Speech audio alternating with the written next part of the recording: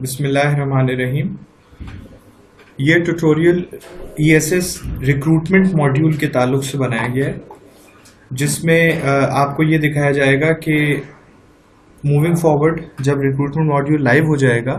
तो किस तरह से आप नए एम्प्लॉय की हायरिंग की रिक्विजिशन जो है वो ईएसएस के ज़रिए एचआर तक पहुंचा सकते हैं, और उसके बाद इंटरव्यू प्रोसेस में उस पोजीशन के लिए जो कैंडिडेट्स इंटरव्यू किए जाते हैं उसकी असेसमेंट कैसे भर सकते हैं।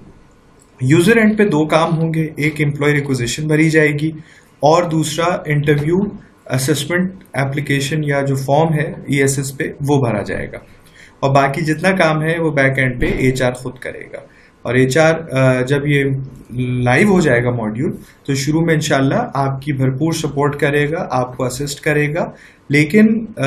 ज़रूरी ये है कि इस मॉड्यूल को इस्तेमाल किया जाए, इसको बाईपास ना किया जाए, और इसी रिक्रूटमेंट मॉड्यूल के तहत जो है वो हायरिंग प्रोसेस को आगे बढ़ाया जाए।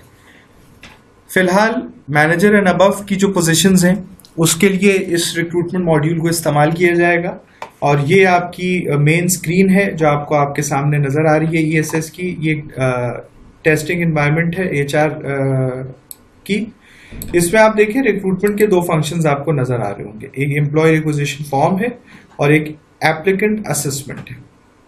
तो जब भी कोई नया आदमी आपको किसी पोजीशन पे रखना है, चाहे वो पोजीशन नहीं हो या रिप्लेसमेंट हो, तो आप employ requisition form basically click करेंगे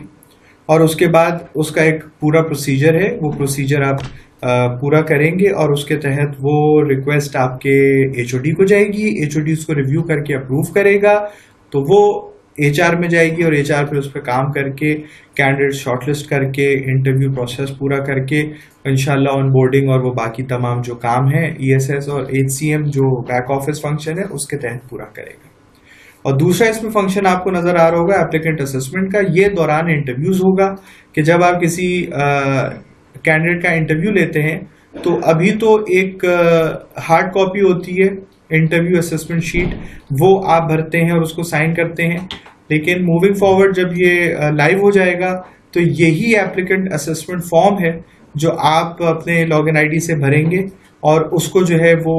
एचआर अपने पास सेव करेगा, और उसके तहत फिर आगे इंटरव्यू प्रोसेस या ऑन बोर्डिंग और हायरिंग का प्रोसेस जो है वो पूरा किया जाएगा। तो ये ट्यूटोरियल का पहला पार्ट था जिसमें आपसे ओवरव्यू शेयर किया गया, और अब बाकी दो पार्ट्स के अंदर आपको एम्प्लॉय रिक्विजिशन फॉर्म किस तरह फिल करना है और किस तरह से वो अप्रूव होगा, और फिर एप्लीकेशन असेसमेंट किस तरह से फिल करनी है और कैसे सबमिट करनी है वो आपको बताया जाएगा। जज़ाकल्लाह।